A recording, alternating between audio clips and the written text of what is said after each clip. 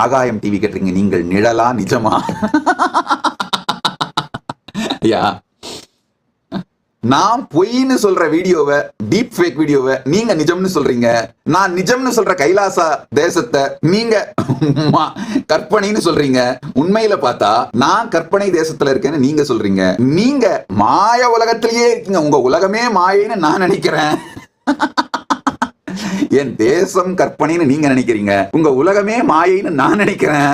அதனால நிழலா நிஜமா, எது கற்பனை, எது மாயை, எது நிஜம் அப்படிங்கறதெல்லாம் காலம் தான் முடிவு பண்ண முடியுங்க. அதாவது நாம உலகத்து மேல ஏற்படுத்துற இம்பாக்டும், நாம உலகத்துக்கு அளிக்கிற பங்களிப்பும், அதாவது நாம வந்தப்ப பூமி எப்படி இருந்ததோ, நாம போறப்போ அந்த பூமிக்கு, அந்த பூமியை பெட்டரான இடமா, அதுக்கு ஒரு பெட்டரான பிளானட்டா பூமியை மாத்தி இருந்தோம்னா, பூமியை இன்னும் பெட்டரான ஒரு வாழ்விடமாக நாம மாற்றி இருந்தோமானால், நாம பூமி மேல ஏற்படுத்துற இம்பாக்டும், நாம இந்த பூமிக்கு செய்யற பங்களிப்பும், இந்த மனித குலத்துக்கு செய்யற பங்களிப்பும், இதுதான் நம்ம உலகம் நிஜ உலகமா, கற்பனை உலகமா, நாம் தான் சத்தியத்தில் இருக்கின்றோமா அப்படிங்கறது எல்லாத்துக்கும் முடிவு அதுதாங்க.